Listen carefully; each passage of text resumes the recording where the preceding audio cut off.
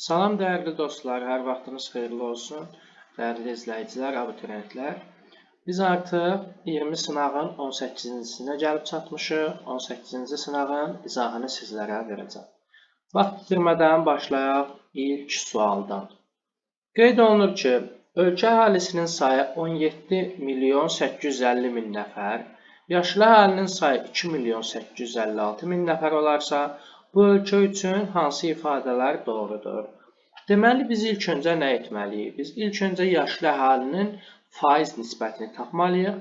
Daha sonra isə məsələyə davam etməliyik. Burada məsələ nədir? Biz bilirik ki, təbii artımın birinci tipinin səciyyəvi olduğu inkişaf etmiş ölkələrdə yaşlı əhalinin payı daha çoxdur, çünki bu ölkələrdə təbii artım aşağıdır. Lakin əhalinin təbii artımının ikinci tipinin səciyyəvi olduğu inkişaf etməkdə olan ölkələrdə yaşlı əhalinin təbii sayı daha doğrusu daha aşağıdır. Burada təbii artım yüksəkdir. İndi biz burada yaşlı əhalinin faiz nisbətini tapmaqla bizə aydın olacaq.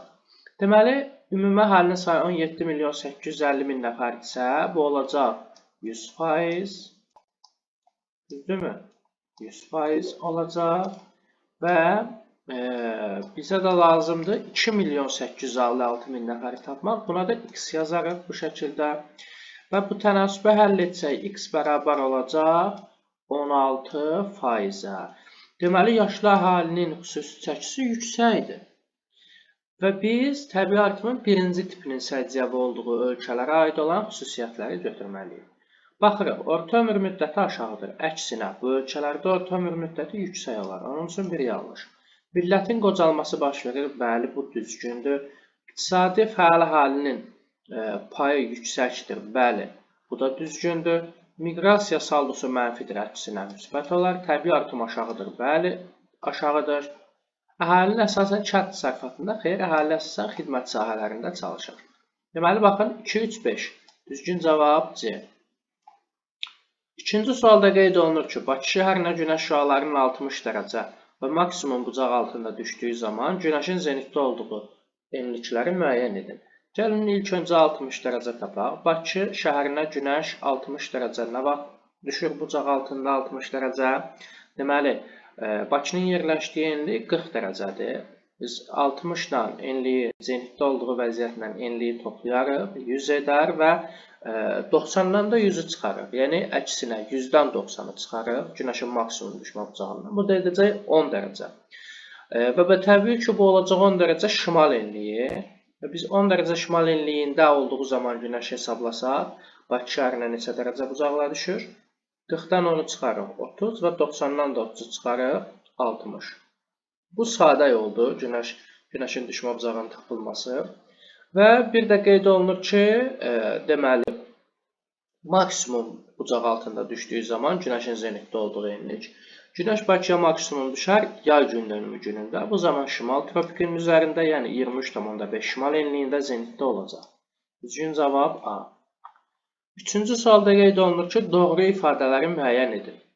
Tropik iqlim qurşağında materiklərin qərbində soyuq okean cərəyanları keçir. Baxın, Cənubi Amerikada soyuq Peru, Afrikada soyuq Bengel, Avstraliyada soyuq Qərbi Avstraliya cərəyanları. Bəli, bu düzgündür. Yerin günəş ətrafında hərəkəti nəticəsində cərəyanlar şimal yarımkürəsində sağa, cənub yarımkürəsində sola meyl edir. Bu meyl etmələr düzgündür, amma bu vəziyyət yerin günəş ətrafında hərəkətinin nəticəsi deyil, yerin öz oxu ətrafında hərəkətinin nəticəsidir. Deməli, bu da yanlışdır. 3-də qeyd olunur, soyuq cərəyanlarda suyun duzluluğu isti cərəyanlara nisbətən daha çoxdur, əksinə. İsti cərəyanlarda daha çoxdur. Deməli, bu da yanlışdır. 4-də qeyd olunur ki, isti cərəyanlar alçaq coğrafi enliklərdən yüksək coğrafi enliklərə doğru hərəkət edir. Bəli, soyuq cərəyanları isə əksinə. 5-də qeyd olunur, Şimali Atlantik cərəyanının təsiri ilə Şimal Buzlu okeanda donmayan dənizlər, bəli, Şimali Atlantik cərəyanının isti cərəyanında təsiri ilə Şimal Buzlu okeanda donmayan dənizlər formalaşır. Bu da düzgün.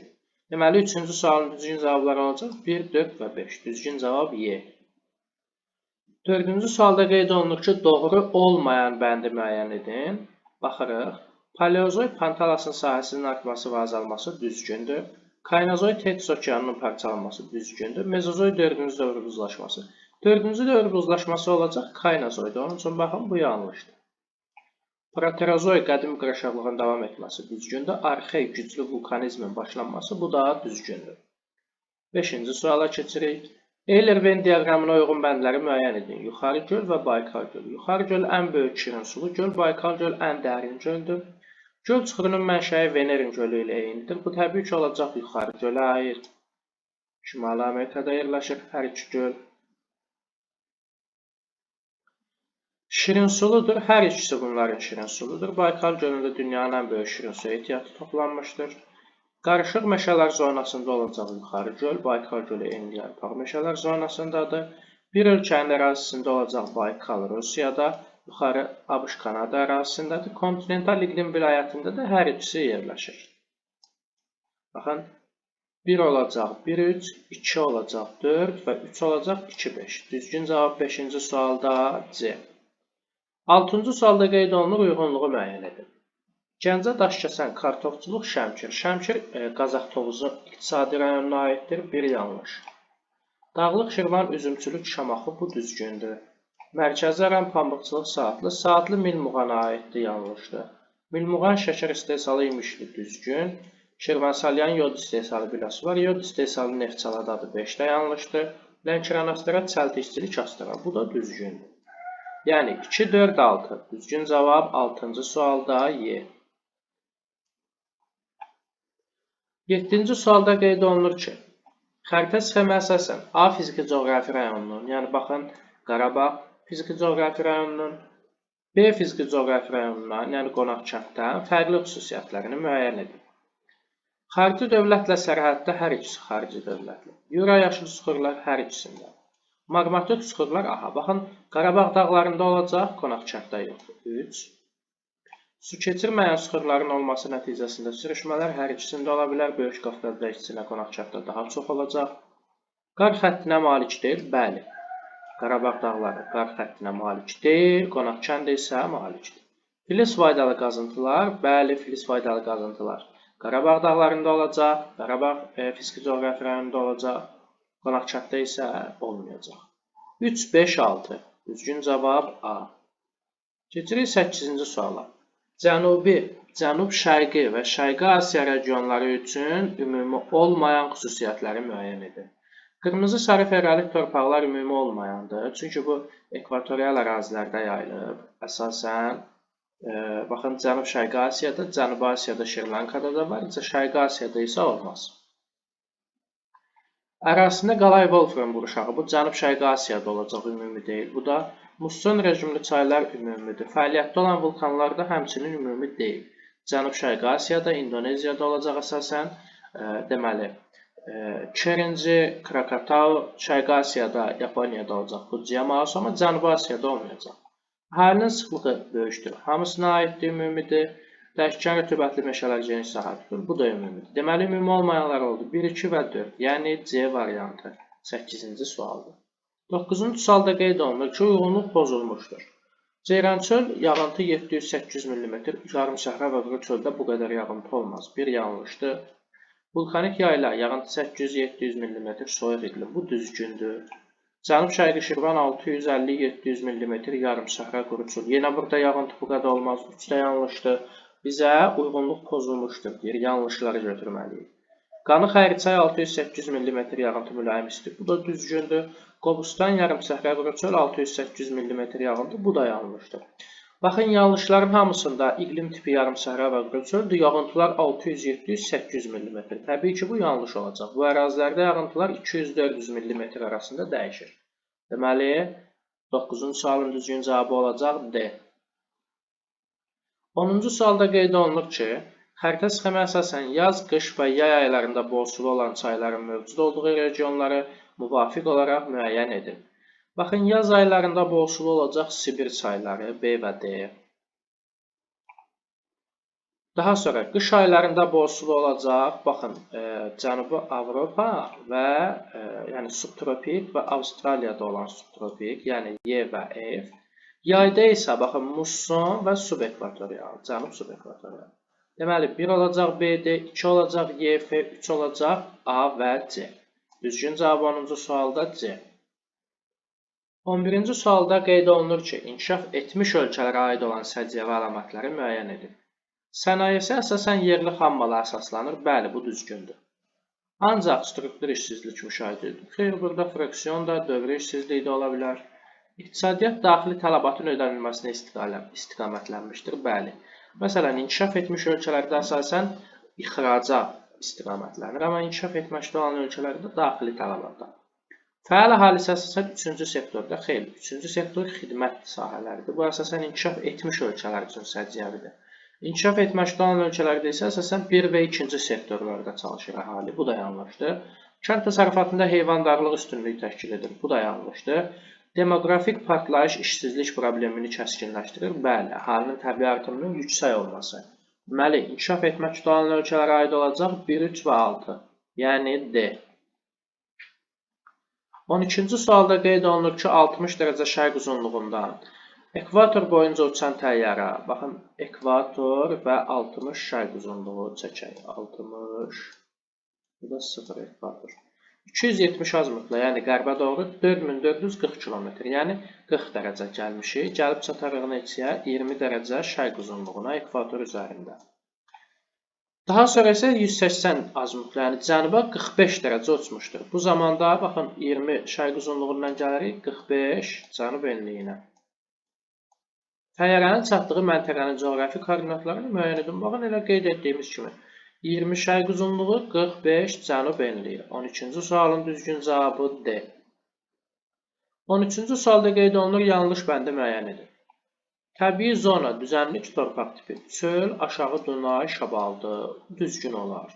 Yarımsəhra, Xəzəryanı, düzənlik, boz, çimli, boz, çimli torpaqlar, bu da düzgündür. Boz torpaqlar daha doğrusu, çimli, podzol digərinə aiddir. Aha. Qarışıq meşə, Qərbi Sibir, çimli, podzol, bəli, bu da düzgün olacaq. Enliyarpaq meşə, mərkəzi düzənlik qonur, bəli, Y variantı qalır. Savanna, Laplato, aha. Baxın, Laplato balığında çöl meşə çöllər olacaq. Torpaqları da qara şabalda olacaq. Demək, qırmızı qonur olacaq. Bəli, torpaq tipi düzgündür. Çünki Laplatoda çöl meşə çöllərdə torpaq qırmızı qonurdur. Burada amma savanna olmaz. Deməli, Y yanlışdır. 14-cü sualda qeyd olunur, 2018-ci ildə Azərbaycanda əhalinin ümumi sayı 9.898.000 nəfər, kənd əhalisinin sayı isə 4.666.300 nəfər olmuşdur. 2010-cu ildə şəhər əhalisi 4.747.900 nəfər olarsa, şəhər əhalisinin orta illik artımını müəyyən edin. Aha. Deməli, biz ilk öncə 2018-ci ildə olan şəhər əhalisini tapaq. Bunun üçün nə etməliyik? Ümumi əhalidə, yəni 9.898.100 nəfərdən çıxmalıyıq kənd əhalisi. Yəni 4.660.300 nəfər. İndi bunu mən birbaşa çıxıb yazıram. Çıxdığımız zaman qalacaq 5.237.800 nəfər.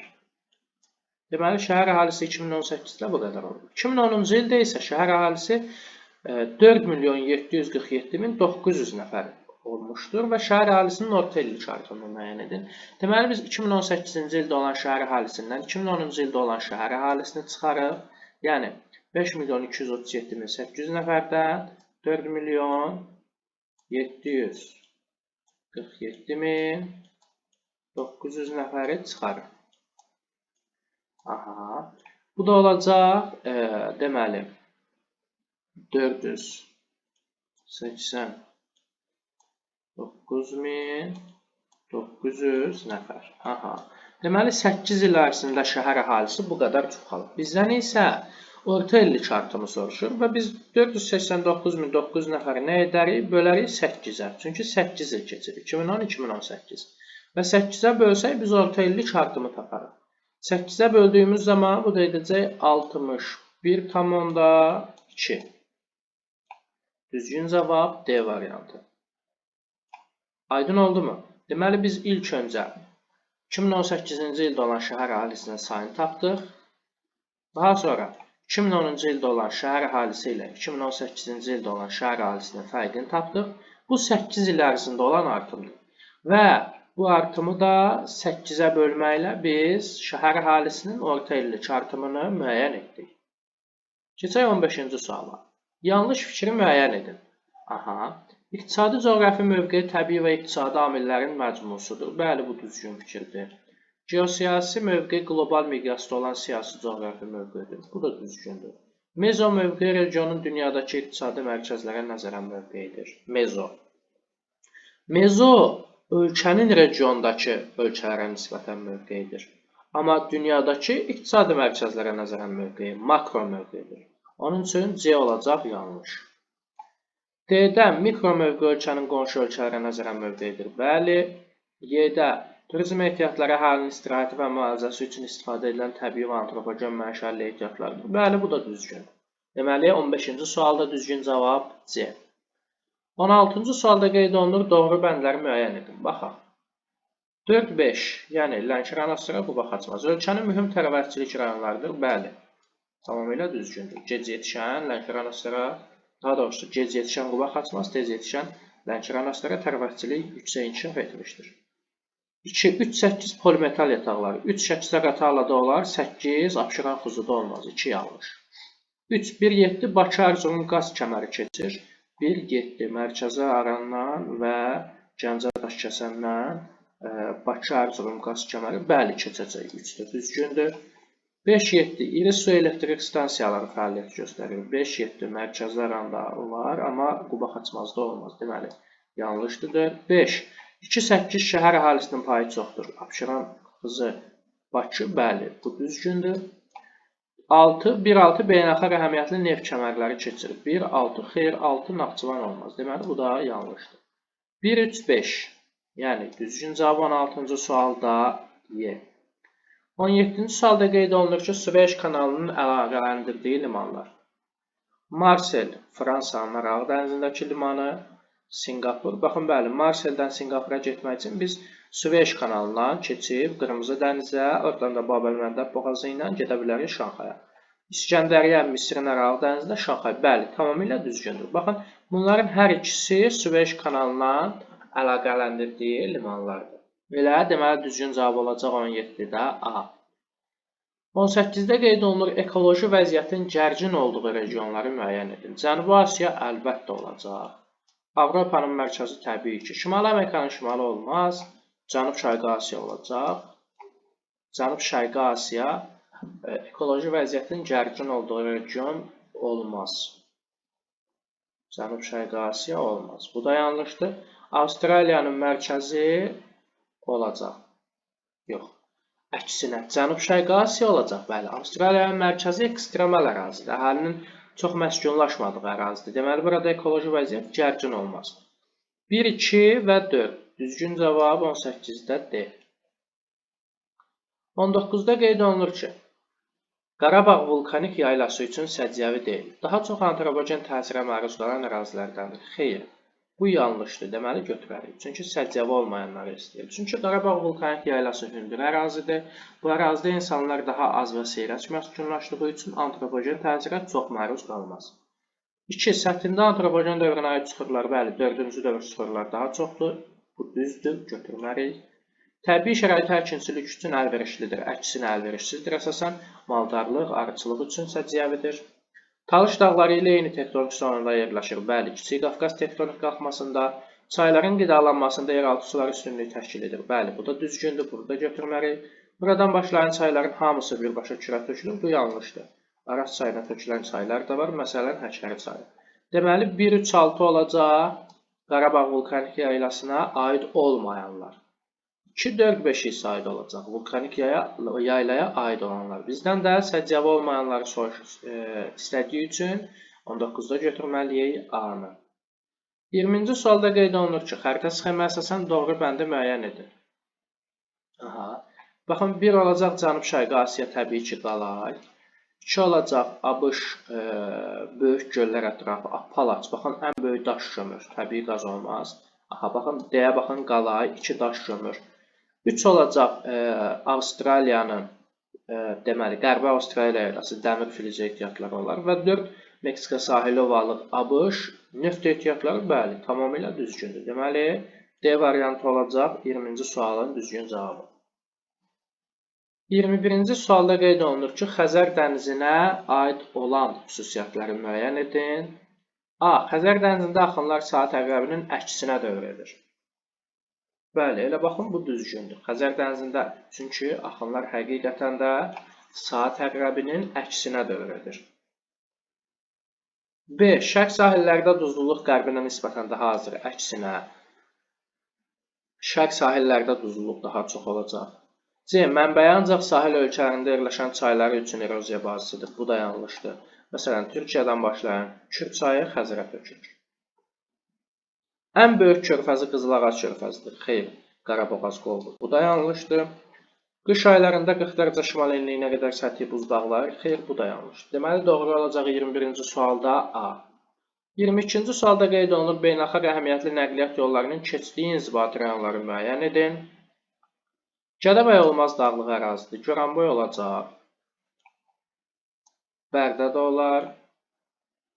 Deməli, baxın. Ağdaşı da biz götürə bilərik. Yardımlı olmaz, dağlıq ərazidir. Şabranı da götürə bilərik. Deməli, burada 4 inzibati rayon uyğun gəldi. Gədəbəy yardımlı uyğun gəlmədi. Biz 1 və 5-ləri çıxarıb. Aha, düzgün cavab olacaq 2, 4, 6.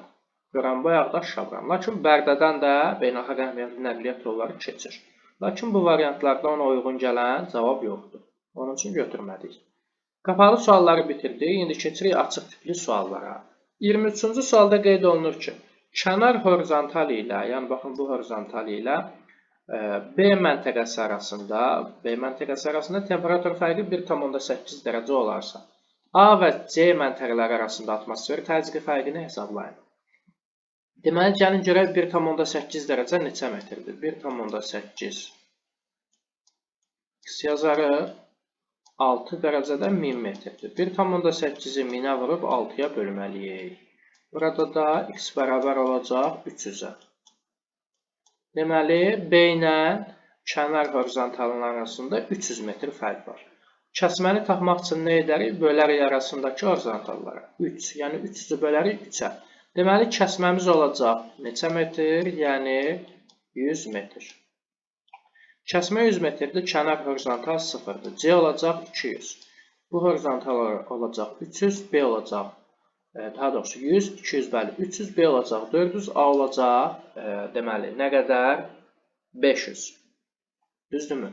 0, 100, 200, 300, 400 daha doğrusu. Baxın, kənar 0-dırsa, C olacaq 100, B olacaq 200, B olacaq 300, A olacaq 400 metr. Və bizə deyir ki, A və C məntəqələri arasında atmosfer təzyiqi fərqini hesablayın. C 100 metrdə, A 400. Yəni arasında 300 metr fərq var. Atmosfer təzyiqini necə taparıq? 300-ü də bölərik 10-a. Çünki 10 metr 1 millimetr civə sütunudur. 300-ü də 10-a böldüyümüz zaman bu da edəcək 30 millimetr civə sütunu. Deməli, A və C məntəqələri arasında atmosfer təzyiqi olacaq 30 mm civə sütunu. 24-cü sualda qeyd olunur ki, adam başına düşən kənd təsərrüfatı məhsulunun daha çox olduğu inkişaf etməkdə olan ölkələri müəyyən edin. Baxın, bir olacaq, deməli, Afrikada Efiopiya, bir olmaz. Burada adam başına kənd təsərrüfatının məhsulu daha az olacaq. Çünki ümumiyyətlə burada məhsuldarlıq aşağıdır, ekstensiv inkişaf. 2 İndoneziya, yəni 1 olmaz. 2 İndoneziya əhalisinin sayı çoxdur, bu da olmaz. Baxın, 3 Argentina olacaq, 4 Braziliya, 5 Uruguay. 6 da Hindistan təbii məsələdə əhalinin sayı ən çox olan ölkədir. Burada adam başına düşən kənd təsərrüfatı məhsulunun payı az olacaq. Biz burada Latin Amerikası ölkələrini götürdük. Çünki bu ölkələrdə baxın, Argentina və Uruguayda əhalinin sayı aşağıdır, kənd təsərrüfatının məhsuldarlığı yüksəkdir və adam başına düşən kənd təsərrüfatı daha çox olacaq. Braziliyada əhalinin sayı çox da olsa, burada yenə kənd təsərrüfatı məhsuldarlığı yüksəkdir və əhalinin sayı Hindistan qədər deyil, İndoneziya qədər deyil. Deməli, Braziliyada da bu ölkələrə nisbətən kənd təsərrüfatı məhsulunun adam başına düşən payı daha çox olacaq. Deməli, 24-cü sualda olacaq. Düzgün cavablar 3, 4 və 5. Keçək 25-ci suala. Özbəkistan və Türkiyə üçün oxşar xüsusiyyətlər. Heyvandarlıq əsasən ətlik və ətlik-südlük istiqamətlidir. Bəli, hər ikisində bu cürdur. Əhalisi Altay dil ailəsinin Oğuz qrupuna aiddir. Bu Türkiyə üçün uyğundur. Özbəkistan isə Uyğur dil qrupuna aid olduğu üçün yanlış. Şəhər əhalisinin payı çoxdur. Türkiyədə bu belədir, Özbəkistanda isə kənd əhalisi daha çoxdur. Bunu da çıxarır.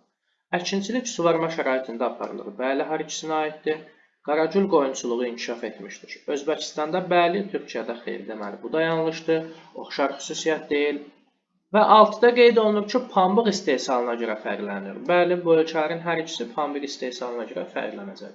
Deməli, 1, 4 və 6-cı əlamətlər Özbəkistan və Türkiyə üçün oxşar olan xüsusiyyətlərdir. 26-cı sualda qeyd olunur ki, uyğunluq gözlənilməmişdir. Bir xromit faydalı qazıntı, şərqçi işarə yatağın adı Hamançay. Hamançay dəmir yatağıdır. Bu yanlış. Götürməliyik bunu. Uyğunluq gözlənilməmişdir çünki deyil. Civə Narzanlı Gilgəs çay. Bəli, baxın bu düzgündür. Onun üçün bunu götürməliyik. Düzgünləri bizdən istəmir. Dəmir işarəsi, baxın bu xromitin işarəsidir. Dəmirə uyğun gəlməz. Levçay da civə yatağıdır. Deməli, bu da yanlışdır. Qızıl, ağ yataq. Ağ yataq da eynən. Daha doğrusu, bəli, ağ yataq da civə yatağıdır. Qızılın işarəsi düzdür. Deməli, bu da yanlışdır. Mis, yanlış olduğu üçün bunu götürməliyik. Baxın, bu da yanlışdır. Bunu da götürməliyik. Mis, şərqçi işarəsi düzgün. Yatağın adı Qaradağ, Gədəbəy də düzgün. Deməli, bunu da biz götürməliyik. Burada düzgünlər olacaq 2 və 5, yanlışlar olacaq 1, 3 və 4. Və bizdən yanlışlar, yəni uyğunluq gözlənilməmişdir. Qeyd olunduğu üçün 1, 3 və 4-cü sıraları götürməliyik. İndi keçirik 27-ci suala. Türyançay və Tərtərçay haqqında olan əlamətlər. Qidalanmasında yağış suları üstündür. Bu hər ikisinə aiddir.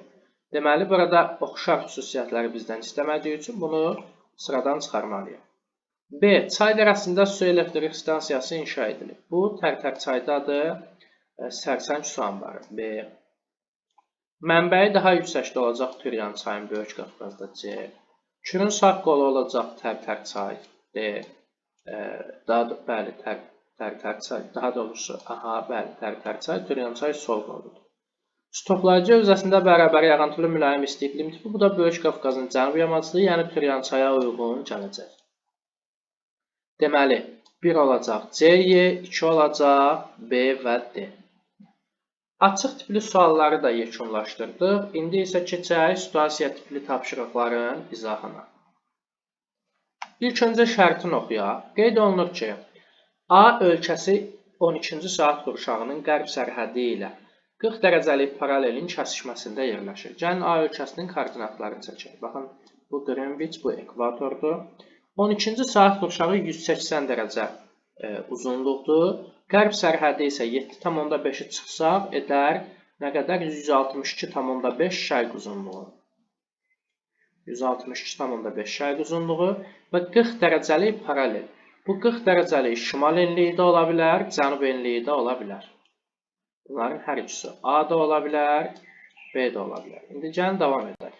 Ölkə ərazisi 2 böyük və çoxsaylı kiçik adalardan ibarətdir. Baxın, A-ya biz baxsaq, dünya siyasi və fiziki xəritəsinə, A-ya uyğun gələn ada olmayacaq. Amma bax, B-yə biz baxsaq, B uyğun gələcək hansı adaya? Yeni Zelandiya adasına. Və davamı da buna uyğundur. Deyir, 2 böyük adadan, bəli, şimal və cənub adaları və çoxsaylı kiçik adalardan ibarətdir. Köçürmə kapitalist ölkəsidir. Coğrafi mövqeyi, iqlimi və təbii kompleksləri təsərrüfat sahələrinin inkişafına yerləşdirilməsində təsir edir. Bəli, baxın, tamamilə düzgündür. Bu ölkə olacaq Yeni Zelandiya. İndi gəlin Yeni Zelandiyaya aid olan məlumatlara baxaq. 28-də qeyd olunur ki, ölkənin adı, dedik ki, ölkənin adı olacaq Yeni Zelandiya. Paytaxtı, paytaxtı da olacaq Wellington. Qeyd edirəm, Wellington. İnzibati ərazi quruluşu Yeni Zelandiyanın olacaq Unitar. Unitar Respublikadır, Yeni Zelandiya. 28-ci sualı yekunlaşdırdıq. Keçək 29-cu sualı. Qeyd olunur ki, A ölkəsinin təbii şəraitinə və təsərrüfatına aid xüsusiyyətləri cədvəldə yazın. Yerləşdiyi iqlim qurşaqları. Yeni Zelandiyanın şimali yerləşəcək subtropikdə, cənubi yerləşəcək mülayimdə. Böyük hissəsi subtropikdədir. Ərazisində olan təbii zona. Burada həm enliyarpaqlı meşələr, həm də dəyişkən rütubətli meşələr yayılacaq. Baş hərflərini yazıram, daha hamısını yazmağa vaxtımız getməsin. Daha sonra isə qeyd olunur ixtisaslaşma sahələri. Yeni Zelandiyada əsasən heyvandarlıq, südlük heyvandarlıq, yağ istehsalı, ət istehsalı və digər heyvandarlıq məhsulları daha çox ixtisaslaşmış sahələrdir. 29-cu sualda yekunlaşdırdıq və keçək 30-cu suala. Qeyd olunur ki, xəritə sxemə əsasən təsərrüfatın tarixi inkişaf yolu A ölkəsi ilə eyni olan ölkələri müəyyən edib yazın.